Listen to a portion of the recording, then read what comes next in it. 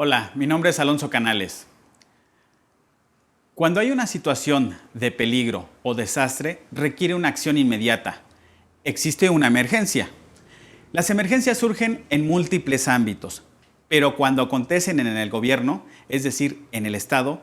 por este medio la autoridad hace uso de poderes especiales para remediar la situación. Un poder otorgado, usado o tomado por una autoridad pública para satisfacer las exigencias de una determinada emergencia, como guerra o desastre, ya sea dentro o fuera del marco de referencia constitucional, o bien como poderes extraordinarios invocados como medios para resolver una crisis o protección de un régimen político. Lo anterior se traduce en la suspensión de los derechos humanos, así como de sus garantías, la cual faculta al Estado para aplicar medidas y poder resolver el estado de emergencia. A su vez, la mencionada suspensión tiene su fundamento en diversos tratados internacionales, como en el artículo 4, parte 2 del Pacto Internacional de Derechos Civiles y Políticos, el cual establece lo siguiente. En situaciones excepcionales que pongan en peligro la vida de la nación y cuya existencia haya sido proclamada oficialmente, los Estados partes del presente pacto podrán adoptar disposiciones en la medida estrictamente limitada para las exigencias de la situación, suspendan obligaciones contraídas en virtud de este pacto, siempre que tales disposiciones no sean incompatibles con las demás obligaciones que impone el derecho internacional y no entrañen discriminación alguna fundada únicamente en motivos de raza, color, sexo, idioma, religión u origen social. A su vez, la Convención Americana sobre Derechos Humanos, mejor conocida como Pacto de San José, se fundamenta la suspensión en los términos siguientes. En caso de guerra, de peligro público o de una otra emergencia que amenace la independencia o seguridad del Estado parte, este podrá adoptar disposiciones que, en medida y por el tiempo estrictamente limitado, las exigencias de la situación suspendan las obligaciones contraídas en virtud de esta convención, siempre que tales disposiciones no sean incompatibles con las demás obligaciones que les impone el derecho internacional y no entrañe discriminación alguna fundada en motivos de raza, color, sexo, idioma, religión u origen social. En nuestro derecho interno, el artículo 1 de la Constitución Política de los Estados Unidos Mexicanos establece: en los Estados Unidos Mexicanos, todas las personas gozarán de los derechos humanos reconocidos en esta Constitución y en los tratados internacionales de los que el Estado mexicano sea parte, así como de las garantías para su protección, cuyo ejercicio no podrá restringirse ni suspenderse, salvo en los casos y bajo las condiciones que esta Constitución establece. La anterior suspensión y restricción de los derechos se encuentra fundamentada en el artículo 29 de nuestra Carta Magna. El artículo 29 establece: en los casos de invasión, perturbación grave de la paz pública o de cualquier otro que ponga en peligro a la sociedad o de un conflicto, solamente el presidente de los Estados Unidos Mexicanos, con aprobación del Congreso de la Unión o de la Comisión Permanente, cuando aquel no estuviera reunido, podrá restringir o suspender en todo el país o en lugar determinado el ejercicio de los derechos humanos y garantías que fuesen obstáculo para hacer frente rápida y fácilmente a la situación. Pero deberá hacerlo por un tiempo limitado, por medio de prevenciones generales y sin que la restricción o suspensión se contraiga a determinada persona. Si la restricción o suspensión tuviese lugar hallándose el Congreso reunido, este concederá las autorizaciones que estime necesarias para que el Poder Ejecutivo Federal haga frente a la situación, pero si se verificase en tiempo de receso, convocará de inmediato al Congreso para que las acuerde. El artículo 29 de la Constitución menciona como causas específicas de forma enunciativa y no limitativa que originan el estado de emergencia pueda llegar a provocar la suspensión de derechos humanos, y son algunos los siguientes: invasión, que se traduce en la penetración en territorio nacional de fuerzas armadas extranjeras; perturbación grave de la paz pública;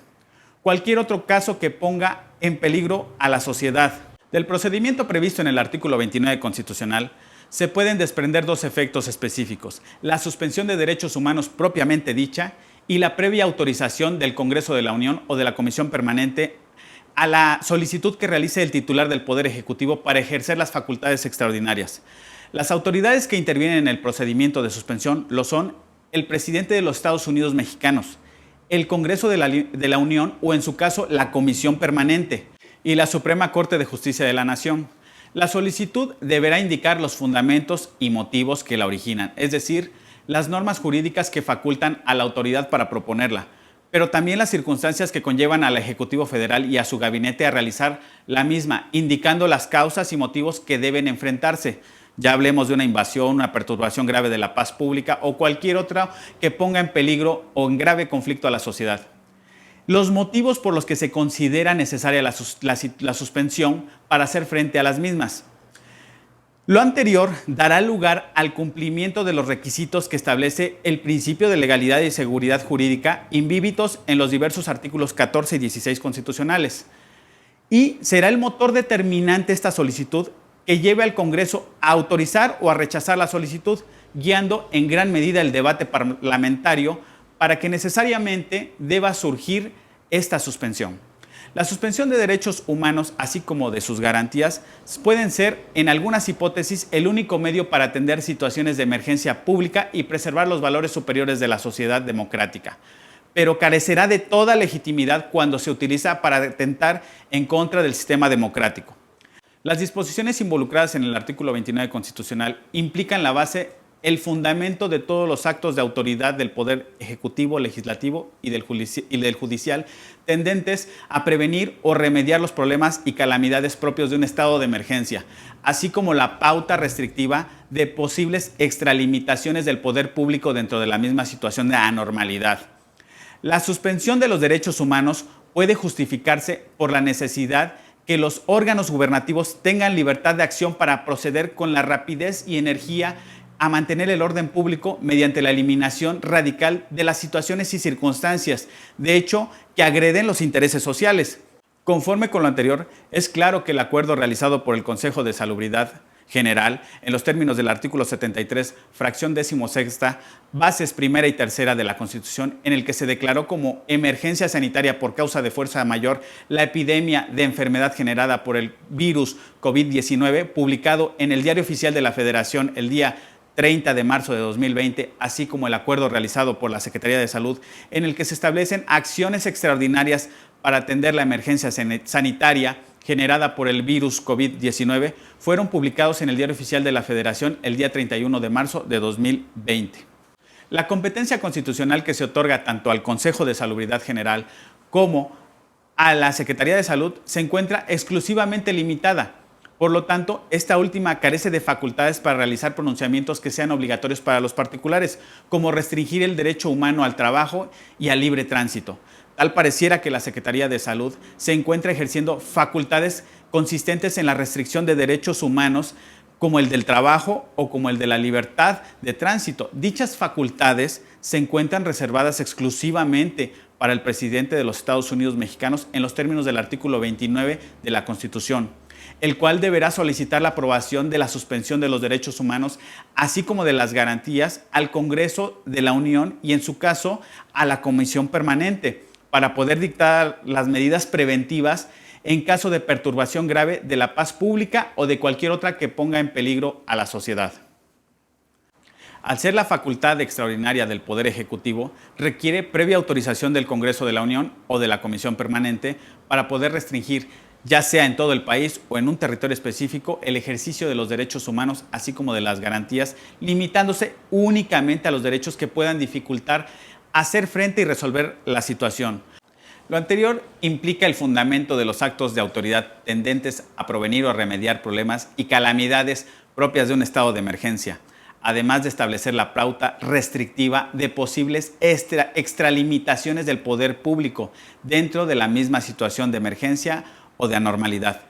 Por lo tanto, mientras no se decrete la suspensión de los derechos humanos y sus garantías en la forma indicada en el artículo 29, es decir, con la solicitud realizada por el Poder Ejecutivo y deba ser aprobada por el Congreso de la Unión, las autoridades en los 3 niveles de gobierno pueden realizar acciones que tengan como consecuencia la transgresión de derechos humanos. Si la Secretaría de Salud está restringiendo el derecho humano al trabajo, así como el derecho de libertad de tránsito, genera muchas incertidumbres en el sector económico, como lo es en el caso entre patrones y trabajadores, ya que diversas industrias en algunos casos han suspendido la relación laboral sin goce de sueldo, incluso al despedir injustificadamente a los trabajadores. Tales medidas dejan en un estado notorio de indefensión a los particulares, pues los tribunales competentes y el Poder Judicial de cada una de las entidades federativas, incluyendo el Poder Judicial de la Federación, decidieron de motu propio realizar una suspensión de sus actividades sustantivas, violando en perjuicio de los ciudadanos el derecho humano de acceso a la justicia. Al respecto, en el mismo orden de ideas, diversas autoridades municipales y estatales, cada una por su lado, realizan pronunciamientos fundándose en los artículos 115 y 116 constitucionales para sancionar administrativamente a los particulares que ejercen su derecho al libre tránsito o a su libertad de trabajo, de una forma arbitraria, sin que se pueda ocurrir a algún tribunal para quejarse y defender sus derechos. Es notoriamente incongruente que la Secretaría de Salud realice una clasificación de actividades prioritarias y no prioritarias, ejerciendo ahora facultades que son de naturaleza formalmente legislativas, o como tal, violando el principio de legalidad que establece nuestra Constitución en los artículos 14 y 16 constitucionales, que establece solamente la autoridad puede hacer lo que expresamente la ley le faculta, y dicha facultad le corresponde al titular del Poder Ejecutivo Federal, es decir, al presidente constitucional de los Estados Unidos mexicanos. No obstante lo anterior, ¿de qué sirve tener esas facultades extraordinarias establecidas en el artículo 29 constitucional de suspensión de derechos humanos si es notoria la incompetencia o tal vez el posible miedo a perder el apoyo popular para poner en riesgo a todos los ciudadanos al no dar una certidumbre en la forma y modos que debe aplicar protocolos en diversas dependencias para garantizar el orden y la paz pública? Verbigracia. ¿Es inexistente alguna medida general que establezca la obligación de la Secretaría de Salud en el reparto de material antiepidémico a todos los ciudadanos y no solamente con una supuesta sana distancia? Porque todos los ciudadanos que somos contribuyentes contribuimos de manera proporcional y equitativa al gasto público. Por lo tanto, corresponde al Estado, por medio de los tres poderes, garantizar la paz pública, un entorno de sanidad y un derecho de acceso a la justicia inmediata, por ser su función principal, la del Estado. Y es inválido escudarse en un supuesto contacto inminente cuando pueden establecerse protocolos para evitar contagio.